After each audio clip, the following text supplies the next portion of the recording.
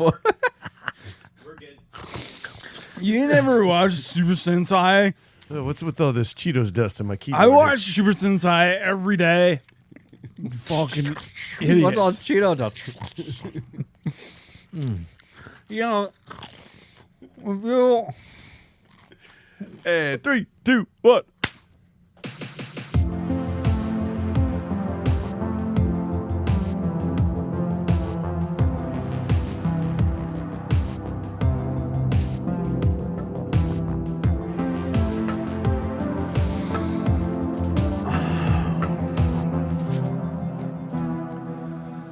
Well, hello and welcome to the Confused Breakfast. Cheers. Do you remember the pure joy of a trip to the video rental store as a kid? Sure do. It's hard to beat the ease of the modern era in streaming platforms where you don't even have to leave your house. But there was something truly special about coming home from a rock and roll show in Steubenville, stopping at Blockbuster to pick out a movie to take home and watch. On this podcast, we revisit and dissect some of our favorite childhood movies from that magical era to see if they still move us the way they did as kids. My name is Mike Schulte. Joining me, as always, two of the biggest cooties I've ever seen, Sean Pryor and AJ Venz. How the heck are you? Oh, Freddie Fredrickson, this is too much. Still trying. Oh, man. Trying not to be that way, but you know. Oh, yeah. Cootie. Cootie. Cooties are tight, man. I like that. Cootie is definitely a 60s term. That somehow came back in like the late 80s, early 90s. Yeah, yeah. As a slightly different thing. Yes, but then I've never heard anyone say it since until today. You've got cooties. That was like the elementary school version, but this apparently was like, yeah, you see that big, awful-looking human over there? It's quite It's a a cootie. That's Yeah. a cootie. Got it. Well, boys, on today's episode, we are going to discuss one of the best movies about being in a band that has ever been made. It was nominated for an Oscar and is Tom Hanks' writer-directorial debut, our 200th movie, boys. Whoa. Can you believe it? We've been talking about doing this one since we started. And Yeah. it just so happened to land on this movie. We're, of course, talking about 1996's That Thing You Do. Well, dang it. Ladies and gentlemen, it's time for another nostalgic journey to the past with the Confused Breakfast. Sit back, relax, and enjoy wherever you are in the world. Take it away, boys. Thank you, Lottie. Always great to hear your voice on our episodes. If you are new to this podcast, we're going to be reviewing That Thing You Do, scene by scene with a modern eye. That's me. But in order to properly do it, we must first discuss it with pure nostalgia. I'm going to start with AJ on this one. Tell us the first time you saw this movie, what your thoughts were, what your nostalgic rating was, please. If I had known it was our 200th episode, I would have gotten my hair cut or something. Mike. Dick. Guys. I'm the keeper of the stats. Stats. That Thing You Do. That Thing You Do I didn't see actually until like high school. Like I remember distinctly. I have a friend. His name is Luke Dawson. And he showed me this movie. He was shocked that I hadn't seen this movie. And I was like, no, I've never seen this movie. Why would I see that Why movie? would I see this movie? Like I have no I idea hate what the you're talking Beatles. about. And it's like I didn't understand why it was such a big deal.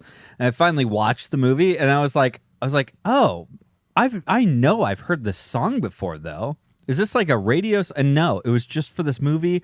So really, the first time seeing it, I was like, and me and Luke were also in a band together, and like our first band that we had in high school, and like I was like, man, this is what being in the band is gonna be. Maybe we should just quit, right?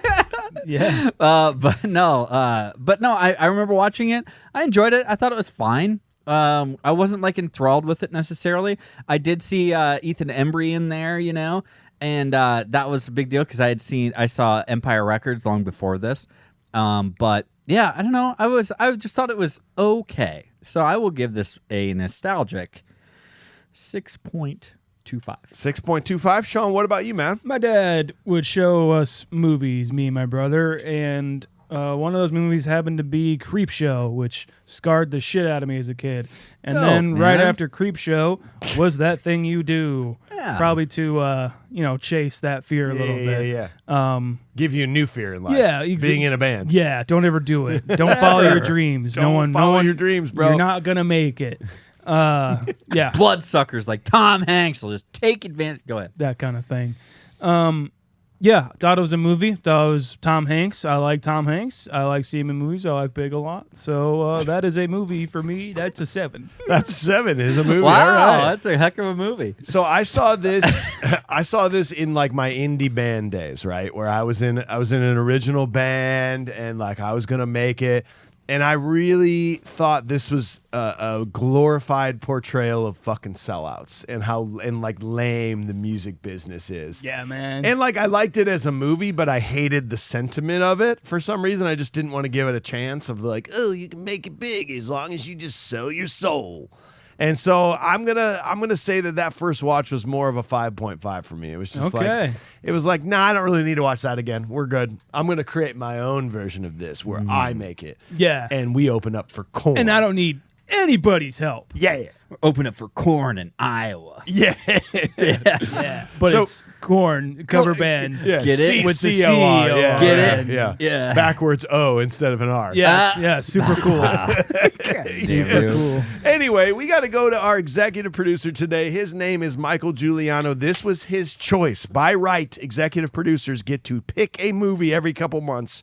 He decided to pick this. He said, this is going to be a pretty recent nostalgia trip for me as I saw this for the first time all of 4 years ago. The year was 2020. Picture it. Lockdowns, quarantines, social distancing, yes. true crime podcasts, toilet paper shortages, The good old days. truly dark times. Oh. But I knew that I was going through the same not toilet paper cleaned crap as everyone else at that point.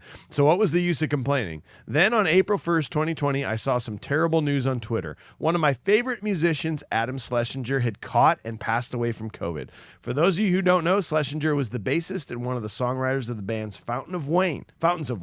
Yeah, the Stacy's Mom guys. Trust me, they have more than one song and they're pretty damn good if you give them a chance. Well, being a totally normal person and totally not spiraling in this bad news, I decided to see what other non-Fountains of Wayne music Adam had worked on. This led me to some other bands he had collaborated with, decent, and a musical number that headlined the 2011 Tony Awards, hysterical, an entire musical theater-based television show called Crazy Ex-Girlfriend, hilariously insane, and a movie directed by Tom Hanks that I never even knew existed. Seriously, in all of the did you know that Tom Hanks had this crazy good acting run from 1988 to 2002 talks I hear, I've never heard this movie mentioned. No idea what it was about or anything, so I had to check it out. Not really sure what to say. It was cool. The music was a bop. 60% of the cast would go on to appear in Tom Hanks' From the Earth to the Moon miniseries. Aside from the absurd catchiness of the title tune and the ridiculously gorgeous face of Liv Tyler, this wasn't that memorable to me. Nothing bad about it, but nothing exceptional either. My nostalgic rating is going to be a 7. So, fellas, that takes us to a 6.44 for a nostalgic rating, which is not great. Not bad. It's actually Not great. not great. It's not funny. Well, not great. It's not funny. I don't know what's funny about that. I'm just speaking. All right, so that's going to take us towards the bottom. That's going to be below Point Break, just above Hocus Pocus is how we nostalgically feel about this movie. It just exists in other movies. So, yeah, whatever. Who cares? You know, Let's it's not move on. great. It's not funny. Why do you guys think I'm so funny? I don't know what the hell it was. I do have problems talking. Anyway, we're going to strip away that nostalgia. We're going to move on strictly modern day eye. So we got to talk to Sean about all the important details of this not great movie. Produced by Edward Saxon, Gary Getzman, and Jnathan Demme. Music by Howard Shore, with music also by Adam Schlesinger. Cinematography by Tak Fujimoto. We saw him on The Replacements, and we will see him fucking hopefully soon on Silence of the Lambs. Whoa, wow. We haven't done that movie? No. 200 movies in, haven't done Silence of the Lambs. No, we haven't. Or Shawshank Redemption. No. Or Titanic. Forrest Gump. Or Flubber. Titanic. Or The Crow. Literally nothing. We haven't Street done, Fighter. We haven't done any anything. fucking movies. further detailing the facts that we will never run out of movies. You want to sign on for another 200 movies? We've signed done. on for another 200 movies. It's a contract signed. Cheers. Cheers. We've done the We have to cutting touch. edge. We have to touch. Touch it. We've done Biodome twice. But we haven't And done. Rockstar. Oh, And Rockstar twice. Guys, All Saints Day is on the docket before On Christmas Day. Christmas Day. Go ahead, Sean. Sorry. Written and directed by Tom Hanks. Cast: We haven't done Forrest Gump yet. Tom Everett Scott, Steve Zahn, Ethan Embry, Jnathan Sheesh, Liv Tyler, Tom Hanks, Giovanni Ribisi, who's a cinematographer now apparently, Oba Babatundi, Charlize Theron, Chris Ellis, Rita Wilson, Kevin Pollak, Holmes Osborne, and Sean Whalen. Tom Hanks had an outline for the script for quite a while, and it wasn't until the press tour for Forrest Gump that Hanks started actually writing a script, and by the end of that, he had something to show people. Hanks showed his friend and director Jnathan Demme, who's the director of Silence of the Lambs, and Demme told him he should just go and make this damn thing. So Tom, having carte blanche to do just about anything, sent the script to 20th Century Fox, and they granted funding for the film. When it came to casting, Steve Zahn just blew Tom Hanks out of the water and cast him right away. Tom Everett Scott auditioned, but Hanks was reluctant because of the stigma the actor had of looking like Tom Hanks. You look like me. But his talent was undeniable, and Rita Wilson said she thought he was cute. I wonder why. Oh. Yeah. Well, we'll get to her. Most of the actors like Tom Scott, Steve Zahn, and Ethan Embry knew how to play their instruments, but with Jnathan Sheesh, one of the reasons he took the role was to learn guitar. The actors, That's a good time to do it. the actors practiced and rehearsed together for 8 weeks to get the feel of how to be a band and where they would be on the stage.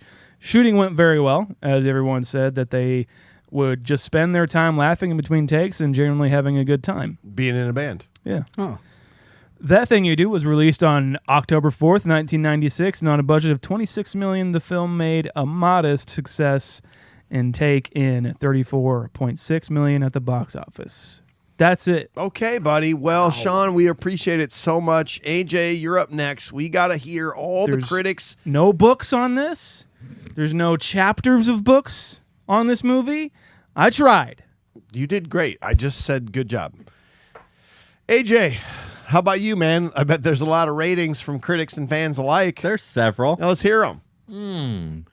Watch out, ladies. He's married. It's the tomato meter. Engaged. Marinator. Engaged or something like that. 93%. If you have certified fresh. if you have good memories, that is per the critics exactly like last week's movie Alien. Yeah, it's just as good. Same movie. Are you kidding? It is just as good. If your memories serve you, it is the exact same. Wow. Yep. The old popcorn meter, as they're calling it. You love it. No. Come on. 78%.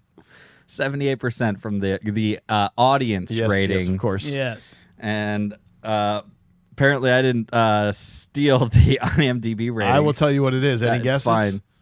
What's our number one highest rating I knew for it. most movies? 7.1. 7.0. Fuck. I knew it in my head. I just didn't want to say it wrong, but you're right. It is a 7.0. It's just the easiest rating for people to give out to just that's a good movie.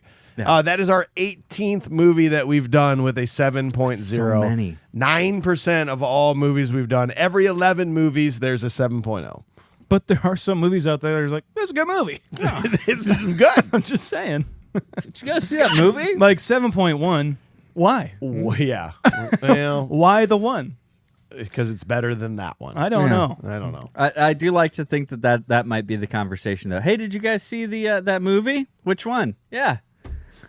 Just the 7.0 movie, whatever it is. Whatever, it just guys. was a movie. Mick LaSalle, San Francisco Chronicle, 75 out of 100. He said the picture is well made, but I like to read this as well made and entertaining, but it holds a special interest in what it says about Hanks. What is that thing?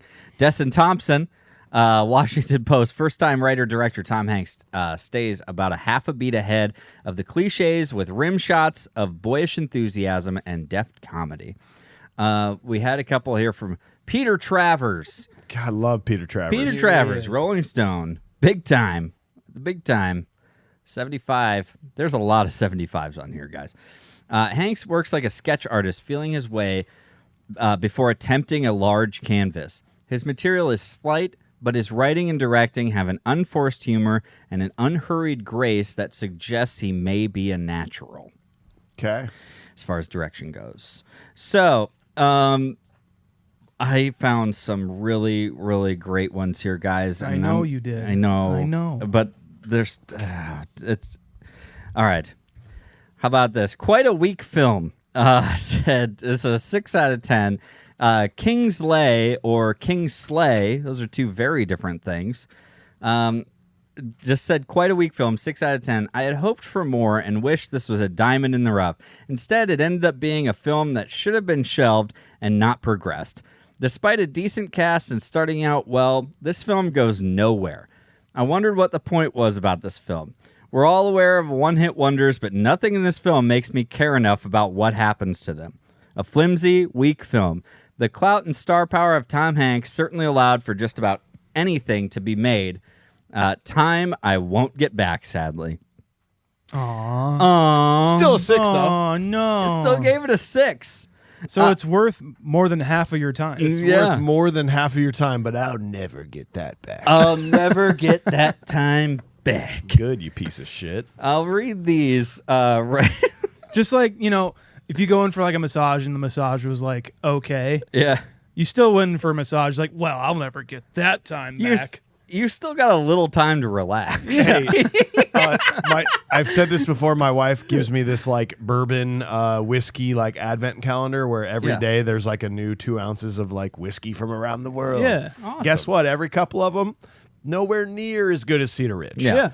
But it's still fucking whiskey. It's whiskey. Yeah. And I'm like, Molly will be like, did you like it? I'll be like, not really. She goes, you drank it? I'll be like, yeah. Oh, of course. It was Warming my belly. a decent ice cream cone. But I wish I could get that time back. I wish I could spit this ice cream up and pretend like I never had it. It's fucking ice cream. You dumbass. Movies are awesome. Oh, God. That's my favorite fucking thing. It was a decent ice cream cone. I don't know. That burger was it was okay. Exactly. It was a good burger. It's still a burger. Still a fucking great burger. You're still eating a burger. You're still eating it going, well, that helped. Yeah. I was hungry. Oh, thank God for nourishment. I was bored. I watched a movie. And now I'm not bored anymore. Fucking grow up. I wish I could go back to when I was bored.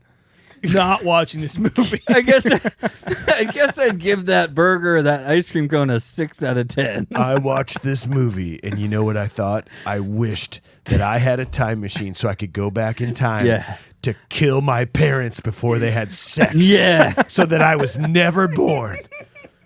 That's how bad it was. Take it easy. Jesus Christ.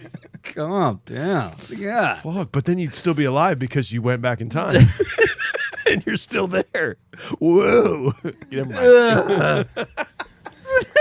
All right, AJ. Just go ahead. We're already at 18 minutes, okay? It's great. This is great. A story of small town band rising to quick stardom. I'll tell you the rating afterwards. This is Fleur Girl in May of 2003. Yes. It's hard sometimes. May of 2003. Set in the 1960s, 4 talented small-town musicians become very famous very quickly. When one of the band members breaks his arm, he is forced to withdraw from the band and is replaced by a guy that brings the band to the top. Charming tale of fame, love, and, of course, music. That's a 1 out of 10. Yeah. And 3 out of 26 people found that helpful. It's got to be like a default for what Correct. IMDb. Like you accidentally didn't click it. Yeah, you didn't click a star rating or some shit. And That's it's what like, happens well, to any of the 1-star ratings our podcasts have is they just forgot to put the 5. Yeah, in. of Yeah, course. yeah, That's exactly what it is. Totally, Dan. Totally. This It's is not angry Power Rangers fans. No, yeah. No. This is also a 1 out of 10 by Horny Pimp 77. Fuck yeah. July of Upside down 2000. pineapple. This one's just this is entitled Sucks. Period. You think he'd like it? God, this movie is boring. It is the worst Tom Hanks show I've ever seen. The first part of the film is enjoyable, but after the first 20 minutes, when they go to the big city, it starts to kill you in boringness. A dumb movie. 1 out of 2. A 1 star out of 4 stars. My ears automatically shut off when you refer to a movie as a show. I don't care what you have to say after that. I know everything I need to know We're good. about you. We're good. You're Go not ahead and blabber on. I'm not listening. You're not going on to go to see it on the stage, okay? Like it's like not Broadway. Not my favorite show. Um, That Roadhouse. Not my favorite It's show. like when old ladies Yeah. call television Exactly. stories. yeah. Well, we're watching our stories tonight. And Someone's telling it to us. Perry Mason. it just so happens to be the Oxygen Channel. And last one, guys. This is look, if you're gonna pander to me, especially when you're gonna pander to our show in a place like the IMDb reviews, then by all means, I am going to accommodate and read it here on the show, at least as much as I can. Okay, 10 out of 10. Decent, nostalgic 90s movie review by a confused breakfast fan. Hey, all right. This is Isaiah I love this. E. 54, August 25th of 2024. Warning, spoilers. Warning, spoilers ahead. If you haven't watched this 1996 movie yet and are reading reviews now for some reason, turn around now. You've been warned. Overall, pretty funny movie to show an example of a one-hit wonder band and what I would imagine for any decade of band these days. Many punchable faces in this movie. Hands down, the best character is Steve Zahn. He provides the comic relief throughout the movie to keep it from being too annoying. Also, the unnamed bass player is a pretty solid, funny enough character.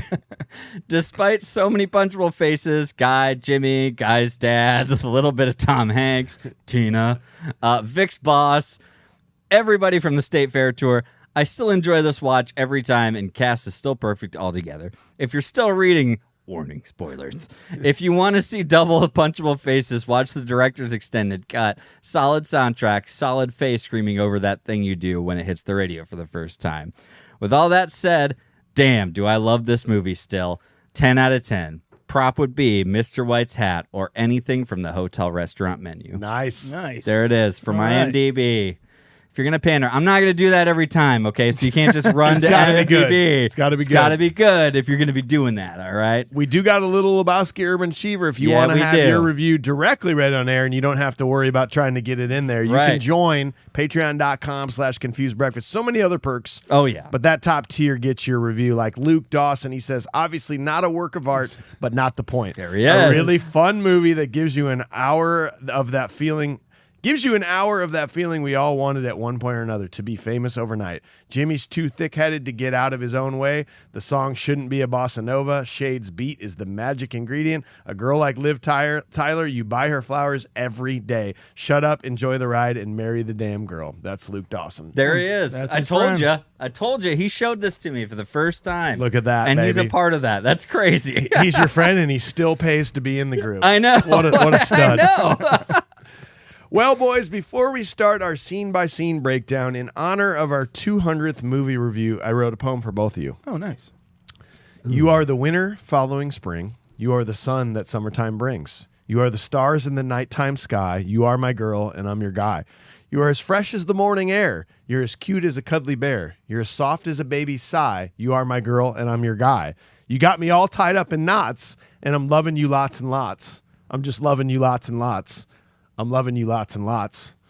Loving you lots and lots. Yep. Loving you lots and lots.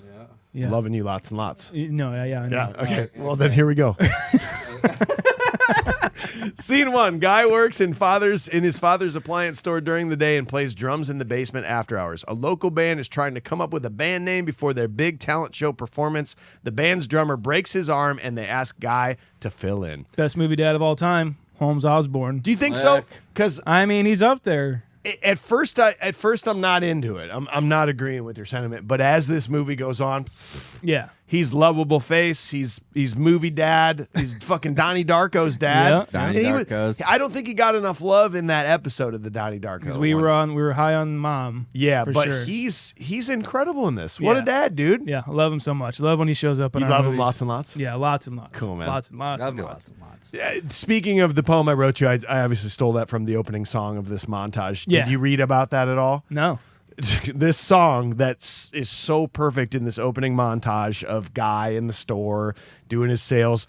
It sounds like it came straight from the 60s. It was credited to a band called the Norm Worcester Singers. Oh. Fictitious band. This was a song written by Tom Hanks Yeah, that's right. Okay. for the movie. Yeah. Loving you lots and lots. Like it's just such a great way to start the tone of this movie. To put you into the 60s and just like, this is what music's like. Yeah. Everybody's happy. Let's go. This is like 60s vibe, like so hard. It's the idyllic like idea of like you have of the 60s. The neon everywhere. That cruising down the people strip. going to stores So everywhere. happy to just be going into the store and talking to a salesperson to be able to get that expert advice and walk out and just be like, I'm so glad we bought that washer Yeah. and dryer combo and we didn't go across the street or across town to Sears and buy from that scummy guy who just, it's like, no, man. They just love their small town. We're gonna live like bullshit this here. forever. You live forever. I do like that it does look and feel like the 60s as Yes. well. Like we've covered movies on here before that are like period specific, you know. I'm trying Did you to say think Pacific? specific. Oh, I thought you said Pacific. I would have liked Period that. specific. Okay. S Pacific. That's Yeah. that's my pen name. There S you go. Pacific. What was I saying? I'm so sorry. Period piece. We've covered them before like that. Talk more about what I was talking about. I was listening. What? Period piece. Yes. We've covered movies like this before where sometimes they don't look like it at all, but they are set in a certain specific period. And man. But yeah, it just looks like the 60s. Hey, we can start all over again. You want to start all over again? No. What? All right. I got you. Ready? This is a fun combo. This movie really calls into play how hard it is to name a band. I guess. You don't think so? I mean, I think let's it's the just hardest thing call to do. the band you're about to hear. Like I love Steve Zahn saying that. Dude. It's if you've never been in a band before, naming a band, naming an album, naming a song, like you spend obnoxiously way too much time. Well, you know why Coming it's, up with that it's stuff. so hard to come up with a band name is because you always have the person in the band who's like, how about the Corvettes? Yeah. And they're fucking this stuck on it. This guy is fucking boring as shit. The This lead guy singer. needs to go.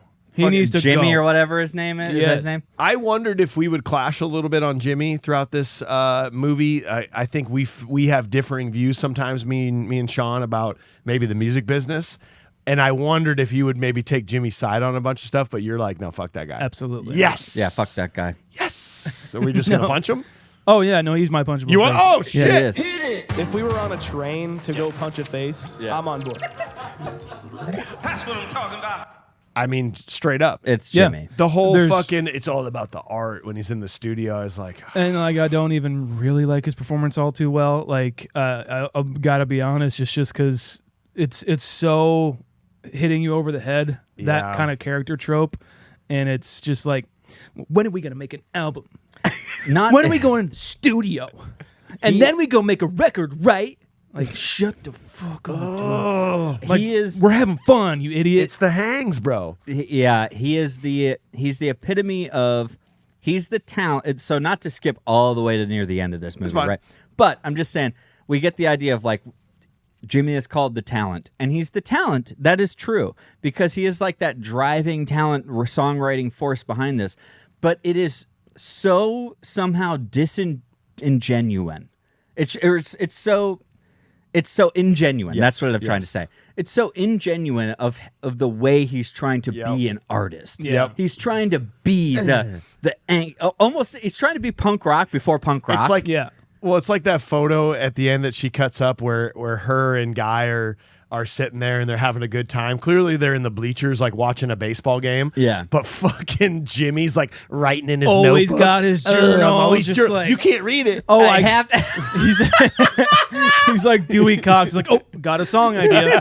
No, you didn't. Shut the fuck Shut up. Baseball is fun. I like the ball. But it's all so high. It's all stolen. It's all stolen ideas. Yes, it is. And that's what Jimmy is. Yes. It's all stolen ideas, but he can make it work. And it even shows like later on when he's performing, it's very, very Beatles-esque. Yes, Even yes. before, but Jimmy is the punchable face. And I love the way that they have taken this idea of starting a band and being in a band and made it a formula. And they're showing us, Tom Hanks is showing us the formula. Yeah.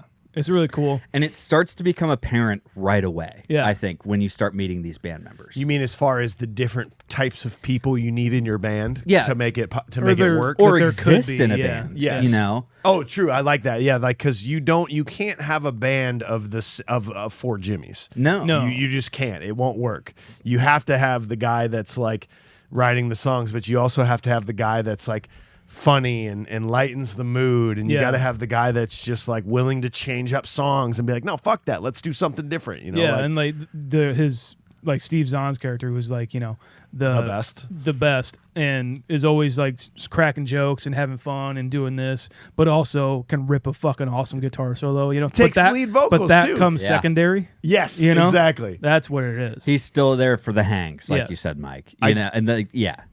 I do want to throw in two more. I'm with you on Punchable Face, but I want to throw in two honorables that we'll get to later. I like this. The record label exec, Saul Silger, He played was by my Alex other Rocco. ones, and yes. he's like, what the fuck is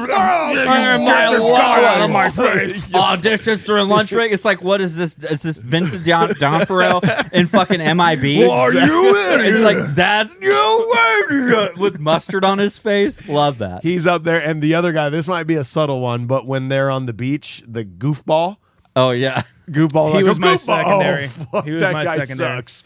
That guy sucks so bad. What you doing? I'm a goofball. Fuck that guy. All right, say the line, goofball. Sorry. I agree. I have a note here that says, "Oh, hey, Giovanni Ribisi. Oh, bye, Giovanni Ribisi." I feel bad for him I in this know. movie because like he seems like a really nice guy, and he literally this tale is as old as time. Yeah. Of the guy that was like, I'm in this band called Pearl Jam. I don't think they're gonna go anywhere. I'm gonna get out. Or like for some reason Dave Mustaine like forced out of a band or Or something. yeah, like, exactly. Like the guy who tells a story, who like gets the interview of like, well, I was gonna be in Nickelback. Yeah, and I said, they left me at a bus stop. It's Yeah. like that time. It's got to be so terrible for his character to Yeah, watch that this sucks. happen, and he's still in his sling, being like, I guess I got to get a job because my friend's band just went to the top without me. He seems like so. Let's say that his name's Chad in this. Good. His name is Chad. Let's say he stays in this. Let's say Chad stays in this band. Doesn't break his arm. Doesn't break his arm. When he does break his arm, it's him and bass player Yep. that are TB player. TB player. Yep. They are goofing around and just messing around. So that means they're probably decent buddies. And then that would mean that the number 2 in this band is in fact Lenny. Yeah. Right? Lenny is the number 2 and Jimmy is the number Yep. 1. And he's like leading this all. And the problem with that idea is that this doesn't happen if Guy doesn't join the band. Correct. You can sit there and go, well, you can sit there and say, well, if Dave Mustaine would have stayed in Metallica, then he would have reaped the benefits of being in Metallica. But Destiny tells you that Metallica doesn't happen if Dave Mustaine stays in the band. Correct. Yeah. Same thing. Like if Guy doesn't join this band, they don't even win the talent show. They don't win the No, talent not at show. all. They don't 'Cause even win it. It stays as a ballad. Yes. It stays as a slow instead of a double time. You know what I mean? And that's what happens. So Chad, and that's one of my favorite parts is when you see Giovanni Ribisi, he shows up with his cast and he's like, oh, it's too fast. Oh, way too fast. Oh no. What are you doing, guy? Oh, I think that's so. You're playing my drums too hard. Yeah, exactly. Don't hit him so hard. There was that moment, though. I don't know if they meant for this. They're in the rehearsal, and they just got done playing the ballad, and Guy's like, one song, oh, okay, cool. And you hear him, the camera switches away from Guy to like Liv Tyler's character. And in the background, all Guy does is just like he's about ready to get up from the kit, and he just goes, blue, ga, ga, do, ga, do, do, do, do, do, ga. And she goes, that's it. The Wonders. Yeah. You know, but like I took it as like she's saying that's it to the beat. It's almost like she knew it subconsciously that was what needed to happen, but she doesn't say it. She says, no, the band name needs to be The felt Wonders. it in her loins. Something inside of her said, yell out. It's a very subtle moment in the movie. That's a good point. Jimmy's got to fuck it up and be like, what if it's The Wonders? The Oneaters. Looks like the Oneaters. Looks like the Oneaters. It really does. Actually, really does. When you hear it, you're like, oh, duh, it's The Wonders. But when you see it written out, it's like, oh, that's the Oneaters. No, but it's like The Wonders. He's like, no, I get it. Looks like Oneaters. Yeah. Like, and that's when they cut away. And he's just like, yeah, I get it, idiot. But like, it's no. I understand the pun. I understand the play on words. I get it. We get it, Corvette. God, it's got to be something kitschy and fun. Yeah. Because I'm kitschy and fun. Yeah. No, you're not. You're kind of a piece of shit. Basically the vibe. I don't know. Before we go, scene 2, you got a porn parody name. This one's a little tougher. Are you sure? Yeah. I feel like it's pretty obvious out Well, there. I mean, is that thing you do? Question mark? No, all I came up was that thing you blew. Yeah, nice. Yeah, that was all I came up with. Nice. Yeah. I like that. I'm literally, there's like one person that says this needs to go on forever, so I'm going to pretend like it's everyone. Okay. And it needs to go on forever. That thing that grew. Oh, That's man. a good one. It's It's a dick. yeah. You get it. That thing you do in the butt. Right, guys? Scene 2. AJ rocks. Bass player over here. AJ's my friend. Bass player. And he rules. Yeah. All right. Scene 2. The new band goes to play the talent show. Guy starts the song really fast to the dismay of the band, but it ends up helping them win the contest. A local bar owner hires them to play the following weekend, and the gig goes well. I hear the river flowing. Like, this is so boring. these talent show guys. Dude, but the mariachi band was dope. That's true. They got the college kids And by the way, those kids were lit for this mariachi band. They're like, Pennsylvania, we don't get this kind of entertainment over here. Yeah. But like, I don't understand. Was that like a bunch of college kids though? It seems Maybe. like it. They were just like, eh. they kept their school IDs and came in. They could always say the same age. Well, like, so you have this mariachi. I just like that. I like that the talent show stuff is okay. They don't have like turnover times or like tear down and set up. It's just like, okay, they've got 45 seconds left of their song. Go set up, mariachi band, with all your horns and tambourines Your and 12 maracas. piece. Yeah, and like Nothing's set up behind them. Just play. Just have fun. Just Go like- ahead. Just like budging in right behind each other. Yes. And like while they're finishing up. And this is one of the funniest laugh out loud moments to me is after this mariachi band and this announcer is trying to tell the joke. The terrible And joke. he's like, what is this like? He's like, yeah, you suck, Bob. Shut up. It's totally their friend. It's like their frat buddy. You're a jerk, Captain. You're a jerk, guy. Eat my shorts, Shut Captain. up, man. We're trying to run a legitimate program here. Jesus. Just this reaction is the funny. Shut up.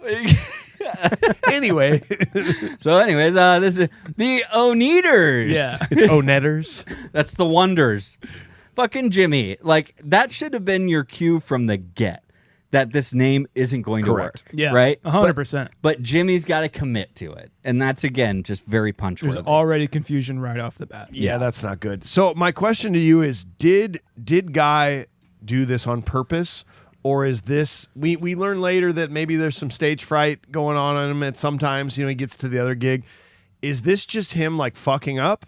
Or is this him being like, I'm going to change the beat? I think the movie portrays it as him just changing the beat, being like, oh, this is what this song needs. As much as we understand that this is the right move, because it clearly is, this is the most uncool thing that any musician has ever done. Oh, yeah. This is fucking just such a terrible move by Guy. You don't do this. It's not even your band. You're filling in. Yeah. Whenever I do like a fill-in drum gig, I'm like, you tell me exactly what to do, and I will not stray from it, because this is your band, and I don't want to fuck that up. The fact that he does this at their first and only gig and completely changes someone else's song is kind of fucked. At the same time, though, if he brought it up while they were rehearsing, the Jimmy would be like, no, it's not gonna be like that. It's my way or the highway. Like, we're gonna get someone else. Like, we'll just get someone else. I don't care. We'll have Chad play with his broken arm. I don't give a shit. The song's not changing. I don't care. But at that He would point, be that why do you headstrong. care if you're Guy? True. Like, because it's not his band. He's not in the band. So, like, being like, oh, I thought it was a good idea, but whatever. Maybe he felt it in his loins just as along with Liv. Yeah, they felt it in their loins. What's her name? Can we get it right? Yeah. Faye? Faye. Cool. Because there's Tina and Faye and Tina Fey. Tina Fey. Ah. Isn't that weird? Isn't that weird? Isn't that cool? When I read Tina earlier, all I could think of was like, Eat the Tina, food. you fat lard. That was it. So. But Charlize is not a fat lard. No, No. Charlize is pretty awesome in this one. I do love the portrayal of, we've all been there, if you're a musician out there, especially of trying to communicate to your girlfriend about how cool the show was when they're like, okay, Whatever. Great. Can we go get like pizza now, or like, how about that? babe, like Jimmy didn't want it, but then I played it this way, and then Jimmy knew that I was doing double time, and he thought it should have been at halftime, and then I played it probably like 30 BPM faster than we would have, but then like the other guys liked it, Yeah. but Jimmy didn't, and I saw this one guy in the crowd go, yeah. Are we almost to the restaurant? Or?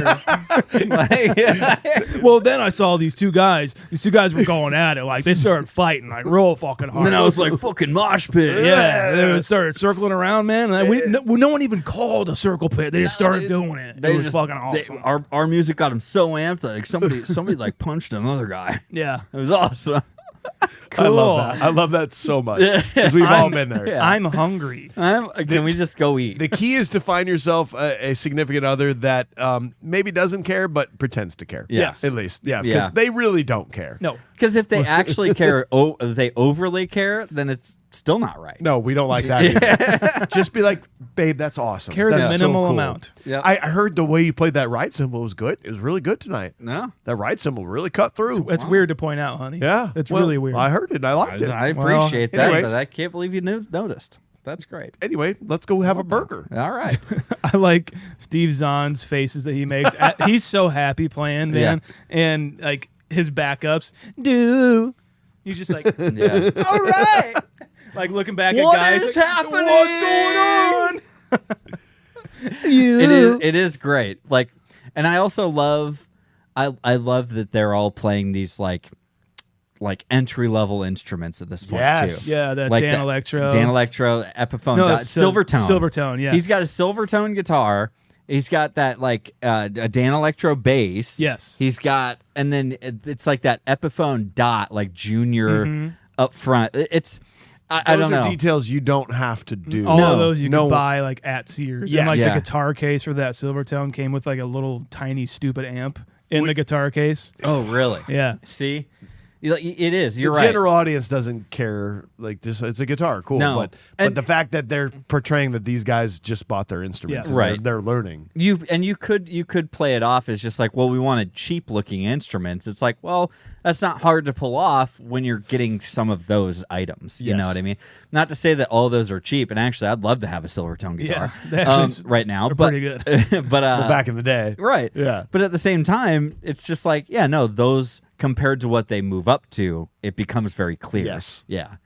there's so many. I think what I really liked about this movie, on this rewatch was the little things, like the having the convo in the car with the girlfriend, but the stuff that maybe people that aren't in a band don't know, but the band members can be like, oh yeah, like when they finally play this bar gig, Filipinos by the airport, by the airport. Filipinos, yeah. They play that gig and then they're talking like after the fact, and they're talking about how there's I think Faye says that there's a girl named Chrissy I almost had to punch in the bathroom, and they're all like, Chrissy Tompkins, and the other guy goes, yeah, short brown hair, and the other guy goes, yeah, gray polka dot dress. She was nursing a beer, second set, and then she was over by the photo booth, third set, and she stayed for it all. Like when you're on stage, you know exactly who's in the crowd, where the hot girl is, where the weird like guy that might be a threat is, and you pretend like you don't, but you know, and you always have those conversations afterwards, like, do you see her? Oh, fuck yeah, brown hair, dude. Yep. Oh, she was right in front of you for the second.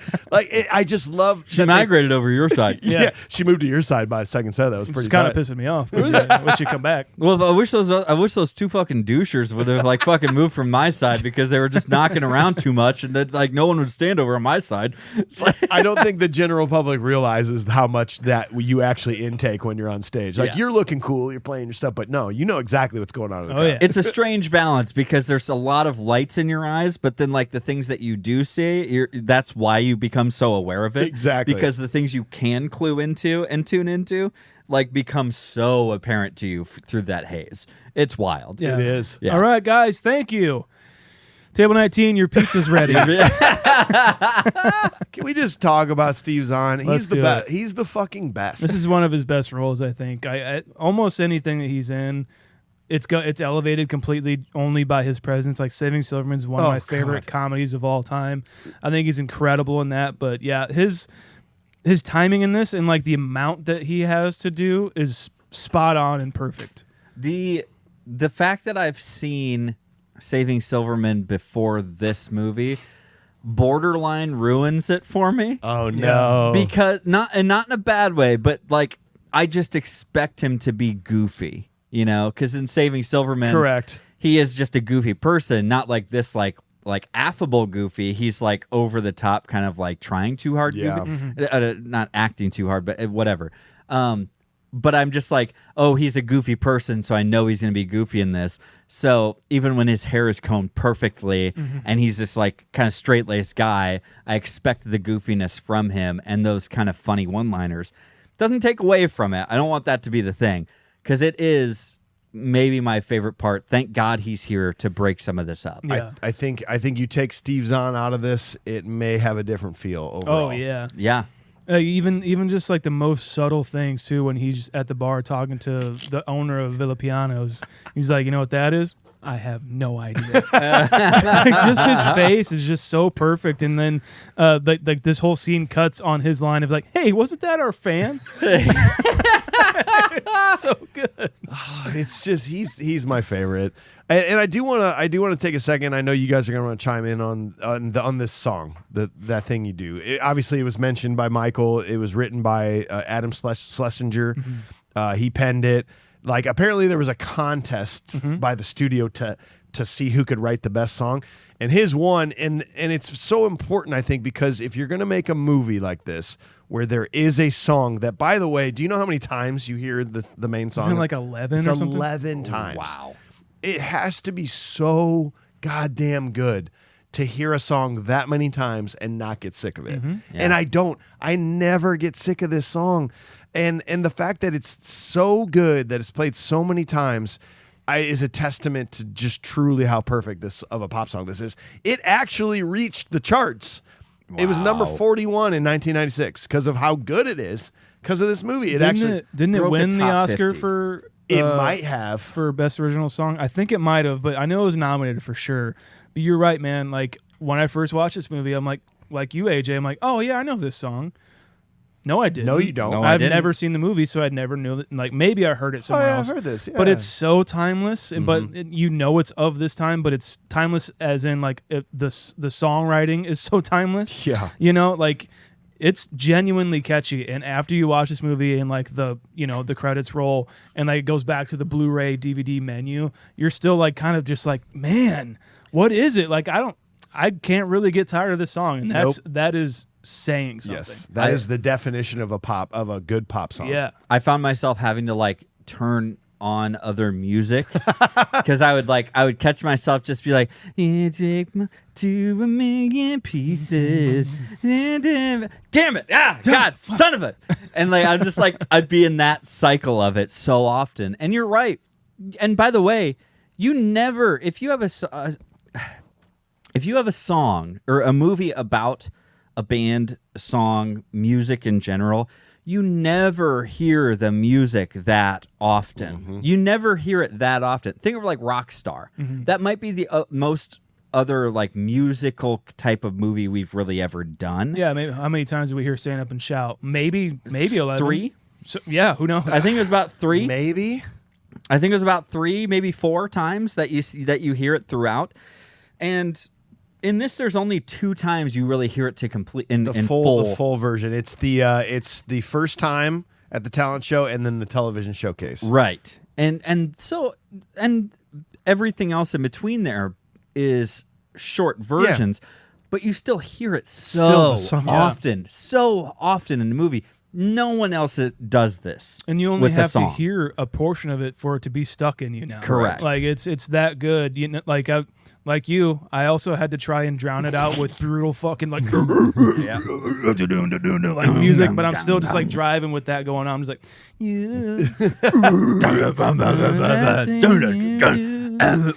oh yeah, I'm trying to listen to this.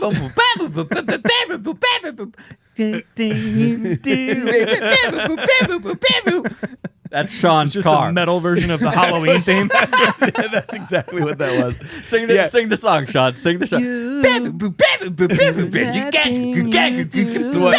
It's what goes on inside of Sean's head. Yeah. Yeah, that's I don't like that that's song the at 2 all. parts of my brain right there. I don't like that song. Actually, if you do want to ruin this song, because it is kind of a perfect pop song. If you want to ruin it, Newfound Glory did a cover of it. Just listen to that. No, thanks. Just listen to that. give it 30 seconds. You'll be like, fuck this song. Just throwing it out there. Newfound hatred for this Have song.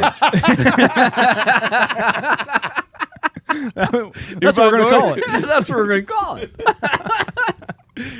Oh, fuck. Have we gone to them recording this yet? Not yet. Okay, let's get I there. did want to real quick before we go to scene 3. I do want to talk about. Let's just bring up bass player. Yeah. How I never realized that he doesn't have a name. No.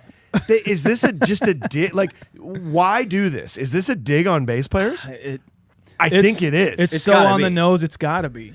Because he literally doesn't have a name. In fact, when fucking Guy is talking to Del Paxton, he goes, "You guys good?" He goes, "Yeah, man.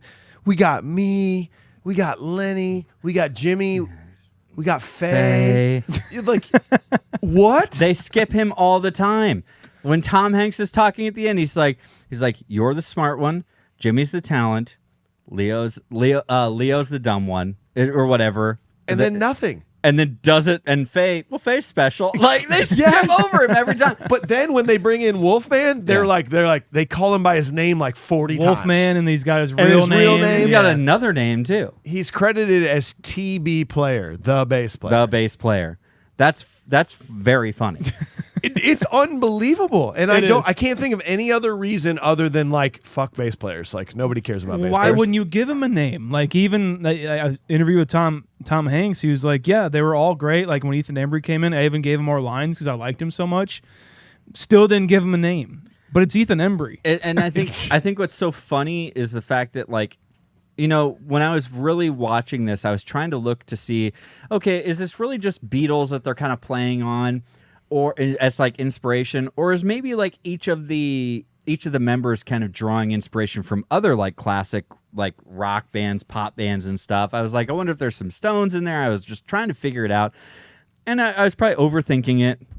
But then in the end, you're just like, it's very funny because they give him no name and very little presence, but Paul McCartney is there's no other very, band. very prominent member There's of the no Beatles. other band where it's like, who's the bass player? Like, Yeah. all Paul the famous McCartney's bands, the you know only who one. everyone is. You know who they are. Yeah. And I just think that that's very funny that Paul McCartney, one of the most iconic musicians of all time, who was a bass player for that band, for the Beatles, was also like, they just completely throw Ethan Embry's character away as the bass player. And that's very funny to me. So funny. Yeah. It's very funny. Well, Paul I McCartney think it's died funny. years ago. Oh, okay, cool. Well, scene 3, as their following is starting to build, they decide to record their hit song and sell them at their next show. They're approached by a manager and they sign with him. He helps get their song on the radio. Guy's girlfriend breaks up with him and they bomb a performance in Pittsburgh. However, they're still approached by Mr. White and are signed to Playtone Records. Did you catch the uncle? The Uncle Bob. Yeah, did you catch who that was? Chris Isaac, my man. My man, my Wicked Games. I was like, how do I know that face? What a handsome fucking dude. He's so handsome. God damn. He's so handsome. He's cool too. He's just like, what's up? I'm one a of the rock star. I'll be probably in like this- one of the most heartthrob musicians of the 90s, right? Yeah. Like he was 100%. on Friends, you know? Wicked Game. Just watch the music video Oh my for God. Wicked Games. Just listen to it. Just listen and to it. try not to cum your pants. Oh, I don't like that. I don't know who this is. Chris Isaac? Who's Chris Isaac? What a wicked game you play. Now I wanna fall in love with you. always gonna break your heart. Oh, Shut up. Fuck you. Fuck you, bass player. yeah. Well, AJ player. yeah. Did you want to talk about when they record, Sean? Well, I just wanted to mention Chris Isaac. Oh, okay. That's Well, it. there you go. their Well, ma- you stepped away from the mic, so I had to. Right, mention sorry, it. that's my bad. Yeah, you had a liquid death. You know, Their manager is Chris Ellis. His name's Horace. yes, Chris Ellis. Love this character actor. He shows up so many times in especially 90s movies. I think he's in a couple of Rob Zombie movies. I love his performance here, but like I don't know. I don't want to waste any more of your time. Would you step into my office? Oh, the glorified Winnebago? No, we can talk out here. Yeah, we can definitely talk out here. A nice public. man and a man in a really nice camper is asking you to sign the papers. Like, yes, give me a pen. I'm signing. We're all signing. Never go to a second location, okay? Never guys? go to a Absolutely second not. location. The way he's staring at him too, he's like, I don't want to waste any more of your time. You're the drummer of that band I saw last night, huh? You just boops him on the nose. I found where you Yeah. work. yeah, I found where you work without. I talking tracked to you down. tracked you down. Like I parked right out in front. That's how you know I knew where you worked. I'm good like that. I tracked you down. While you're on it, let's consult Jarrett Layoff, Confused Breakfast Actor Database. Chris Ellis has been in 5 movies we've done. Hell yeah. He's been in Armageddon, Con Air, Addams Family Values, and Days of Thunder. This is his 5th role, moving up the charts. Wow, Any yes. guesses? We have a couple 4s, couple 3s. Any guesses on that? Steve Zahn. Colin Hanks. No Zahn. No Colin Hanks. Tom Hanks, this is 4th. Oh, okay. Sean Whalen, Yeah. 4th, being the annoying fan, this weird looking Oh, guy. yeah, He was in Waterworld, Twister, and Men in Black. This is his 4th role we've done. Right. He was. Yeah, he was Twister. he was like one of the guys that were on the team. Yeah, yeah. Yeah. Well, yes, he was. Yes. Yeah. Liv Tyler, this is their 3rd, and Giovanni Ripsteak, his 3rd as well. Nice. Yep. Nice. So there you go. Cinematographer. Yeah. Lots of people's in this one. Yeah, love it. I just like how they introduce the military for the bass player, Ethan Embry's character. Like they just like, yeah, this is what this character's gonna do now. Like everyone else is having such a good time, and he's just like, it's just a thing I do. It's that thing I do. I just play bass in this band, you know. That thing and that's you do. kind of it. And he shops the same places I do for sure. He goes to the military surplus store. But this on the radio scene is just, It's the best. it's where it's at, man. There's something, if you've been in a band, that first time your song is played on the radio, whether it's a national televised radio station or just your local station, there's like, that was peak making it in the world back then. And that sentiment did continue until now we're in modern For times. a and long time. Like it I continued. could record a album of me farting and get it played on some radio station. Yeah. You know, You it's- could submit it to Spotify. exactly. Like, exactly. you could. But back in this time, holy shit! Can you imagine what it would have taken to get your song on the It radio? made or broke you, really. It was I like think it if, made you. if you were like, if you weren't going to be played on the radio, you were done. Like that's it. the exposure for you. It's like before you get to a label, if you can't get to a label, if you can get onto the radio, that's like your fame, that's your stardom. Like that is such a big deal because we just have to think. You have to dial it back, scale it back. It's not the internet anymore. There are radio waves that have a certain extent, and then there's the newspaper and there's television that broadcasts to certain places. Like that's it. Like there is so many channels. And that's it. There's so many outlets. That's it. They even say later on, they're like, see that guy over there? He's the second biggest DJ in Cleveland. Yes. Now that means that like 5 people listens to this person. Like right in 2024, Yeah. you're the second biggest DJ in Cleveland. 5 people listen to you. Back then, that meant 1 million people. That's listen why to that you. man is sniffing cigars Yes. like it's somebody else's fingers. Yes. So that's why that guy is getting wined and dined constantly Because he's to the play second music. biggest DJ. Like It what? sounds weird to hear that right In now. American Graffiti, Wolfman Jack, There you like they go. were personalities. Yes. People tuned in for them as well as the music. They're you know? so rare, especially nowadays. I mean, you can only think of like 3 or 4 probably that really are still names. Howard Stern. Bob and then- Tom. Well, they're Bob all and Tom. talk shows. Yeah, You know, exactly, they're not because like disc jockeys. Nobody you wants know? to hear music anymore. Yeah. I can hear it on my phone. I'm not going to wait for you to play a song. Correct. I'll just listen to it. Right. And it's like it's such a secondary thing now, but then it was the primary. Yep. How else are you going to find new music? And I love it. They really playing on this idea of being in a band. If you've ever been in a band, you have to watch this movie because there's so many things. Like everyone's first record deal is the exact same as this. Shady as fuck. Yeah. And it doesn't even matter what the terms are. You sign it, Yeah. and you think it's the coolest thing in the world. I guarantee you both did the same thing. I remember ours. I remember ours. Yeah, and you think it's the coolest thing in the world. We were. And it's not. Yep. It's like we thought, and we saw the paper, and like we thought it was going to be something we could record, and then it was not. It just was Weird. not. That's it. But they're selling their albums at their show when they finally get the presses back. They see that they're $1 each. Yep. You know how much that is now? I would like to know. Just over $10. Ooh. So it's Wow. 10 times inflation. 10 times. So it was like $10 and change, like $10.34 or something, $10.60 something. So then that also means that their $100 a night to play was worth $1,000. Yeah. That's a That's good payday. That's damn a good. big That's a good deal. fucking payday. That's a big deal. So yeah, splitting $100 is splitting $250. Yep. Nowadays. Yep. Okay. Yeah. Yeah, you're a new band. That's fucking great. $1 that they were selling those albums for there. And she's over there counting ones. Wow. Like, boom. So of 10, course 10, somebody wants to 10. sign them. Let's go. Dude, and So- that's why. And that's yeah. why Mr. You're Mike. selling a lot of these things? Yep. Yep. Well, and is that why Mr. White sees them have their worst performance ever? Right. Get booed off the stage, and he doesn't care. He's like, I can work with this. I can sign these Like fuckers. Yeah. I've heard the record. I know how they can actually Song's play. good. Let's go. You know, I can form these guys into what they need to be, into what I want them to be. You know, like what do you think that is? Because they are making good money. They don't know what the other side is, I guess. What do you think? Like their guarantee went up.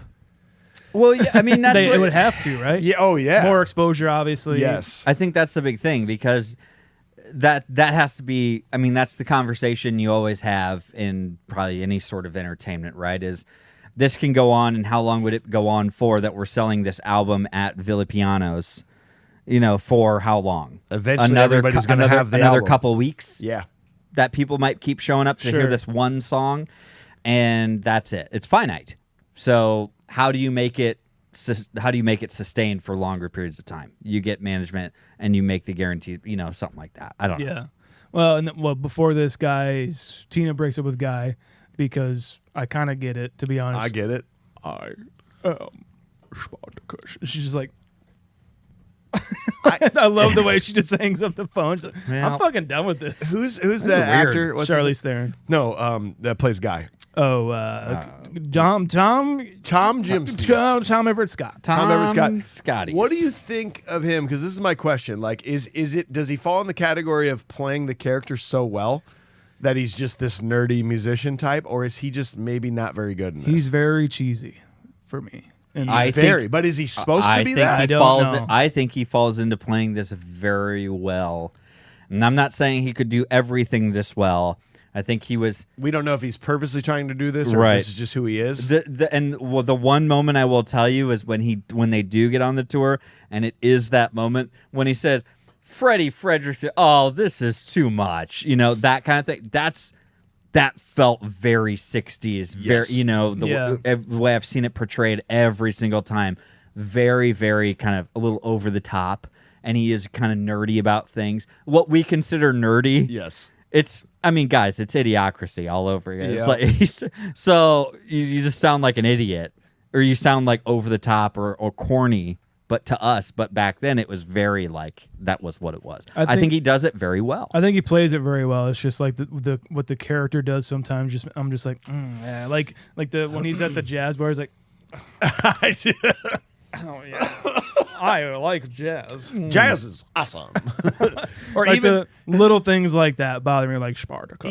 that's just it's you feel gross. Yeah, I'm just like, Even when they bomb that gig in Pittsburgh when he's pretending like he's nervous. Yeah. It's like I knocked over. Like if I'm nervous, that's not how I act. I don't all of a sudden go I know. It's a little off. But I was wondering, this fucking manager dude comes in and like signs them before anybody else does.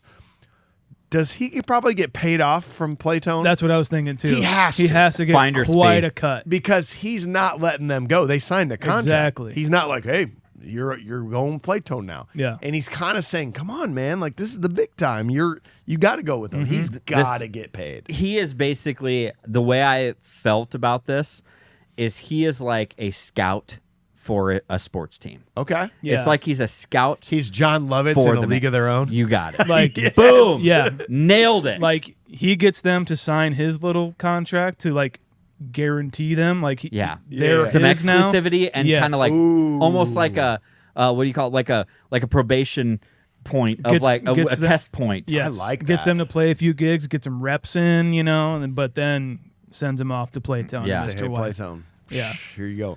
I love how we finally meet Tom Hanks here, and he's pretty cool. He's pretty laid back. The minute they sign, he's a fucking dick. Yeah. And he's like, lose that. Learn that we're going to get suits. We're going to do this. You're wearing glasses. What Changing the fuck is name. it? It's so like, awesome. Next thing, this Wonders thing. Wonders. It's confusing. It doesn't Nobody work. understands. It doesn't work. So we're And he's changing. right. You guys will be the Wonders. So we're going to be the Wonders as in, I wonder what happened to the O-Eaters. Exactly. It is. It's really good. But so this is where I have to start asking some questions then is Tom Hanks, whether you like him, you hate him, whatever in this movie, his character, Mr. White, whatever you think about him, is he good? Is he bad? Or is he just a businessman? And The character? Yeah, and he's just writing this out for what he knows he should or could get out of it. He's a businessman. He's just I a don't, I don't businessman. think. I think he's clearly. You can't get into the entertainment business without someone like Tom Hanks, this character of Mr. White. That doesn't sugarcoat anything. Doesn't like purposely treat you like shit. That's literally like, this is how it works. Here's a proven formula. I will make you huge because it's my job. I even think he's a little bit rare in that aspect because we see later that he does have some good morals and ethics too. Yeah. Yeah. When Jimmy does his whole fucking thing with Faye, Right. I think that's kind of rare. We don't see it kind of until Yeah. then, but I do think he does care about these boys. And maybe because by that time, has a year gone Sure. by or Yeah, something yeah, like yeah. that, and he's really No. grown to love them. No, a year hasn't gone by. They are the fastest rising Oh, that's song in right. Playtone. This is like over the course from the time that they Maybe a sign month? with him to the time that they have their like implosion is 2.5 months. Jeez. That's what they say. It's like you're the fastest rising, and it's a 2-month span is what they say at one point. So by the end of that performance at the end on TV, it's like 2.5. So it's super, super fast. But and going from like the Midwestern, the state Yes. fair tour, Oh God, yeah. man, it's them being on tour for that long, and I always had that question though about Mr. White. I do think he has those good intentions. Who's this Faye? Yeah. That's the other big thing in that conversation. Well, she's your It's like, costume designer now. If you want her on the road, she's your costume mistress. All right, Which that's is huge. If let me just say, if you're out there thinking about getting in a band and you go to the first practice and one of the members' girlfriends is there, that's not the band for you. Yeah. No girlfriends allowed at practice, guys. Yeah. And I think Mr. White understands this. Like, what is Faye doing? She's not getting paid. It's yeah. coming out of your cut, Jimmy, because I'm not doing shit. Yeah, he flew her to California. Yeah. Shit. She's got to have some sort of role in the band. Yeah. Yep. It's like if you want her here, then this is what it's going to be. FYI.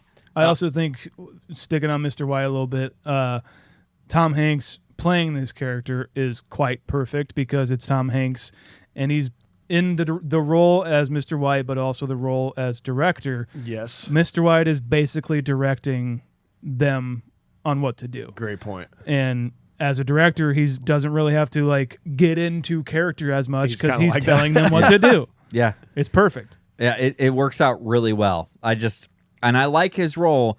There are parts that I'm just like, I literally started to think, like, dive way too deep into this. Ooh, is he like an evil villain? And I would just be like, is this their deal with the devil?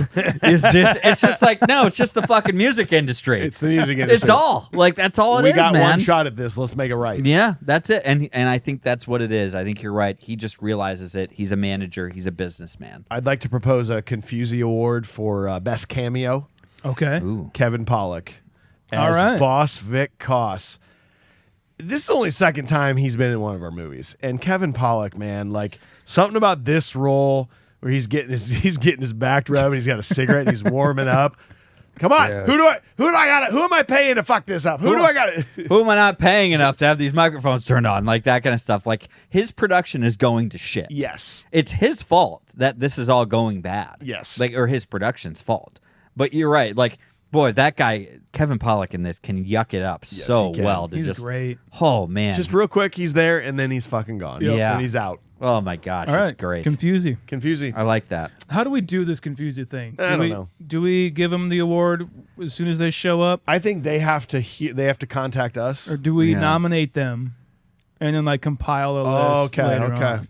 Yeah, we do. We just at the end of the year. End of the year sort of a thing, right? They Someone's get gotta the keep they track get of the these. ultimate Confusey. Yes, But yes. like we can get, I say We gotta when we start- do movies, we can give out Confuseys for a certain category.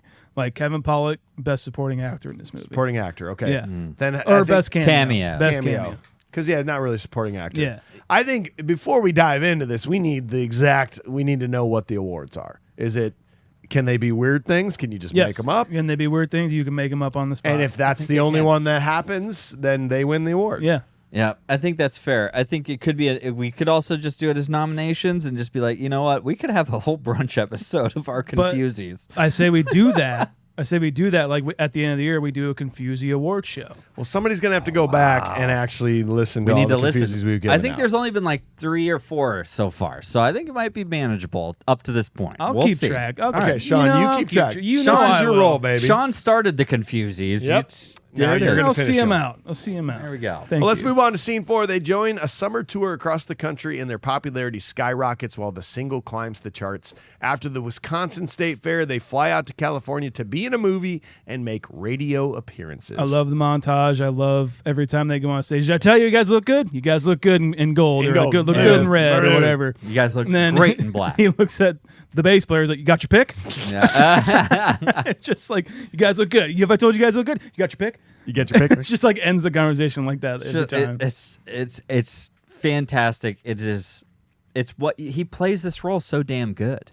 Like Tom Hanks plays that It's so Tom Hanks. right. It's Tom Hanks being And being, and obviously Tom Hanks is a pederast, and he went to the Of island, course, the Epstein of Island. course. He's on the flight list, Gotcha. and that's why we love him. We're glad he was on the flight list. Oh, to absolutely. Epstein That's Island. exactly Yep. why we like Yep, him. that's why we are Oh. supporting Tom Hanks. Just want to get that out there. Oh, good. Okay. Well, I apparently that's a thing.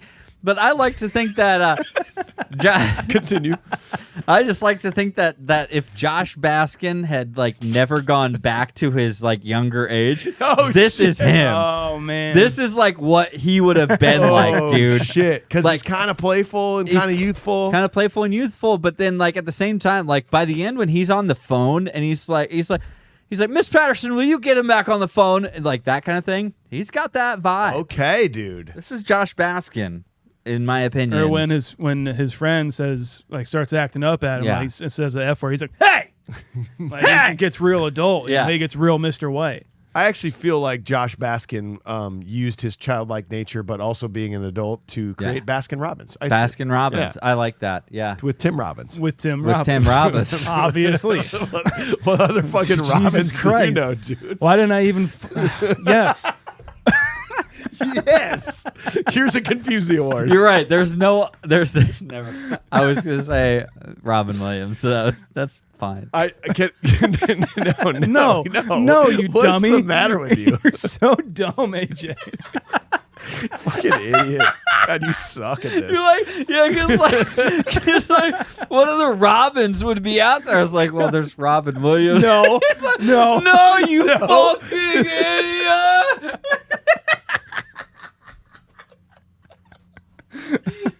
Oh my god. Oh, God. I didn't think this would happen during this episode, but it did. Okay. What, the Baskin Robbins conversation? Yeah, me neither. The legendary bit that we just did. Yeah. Who the fucking thunk?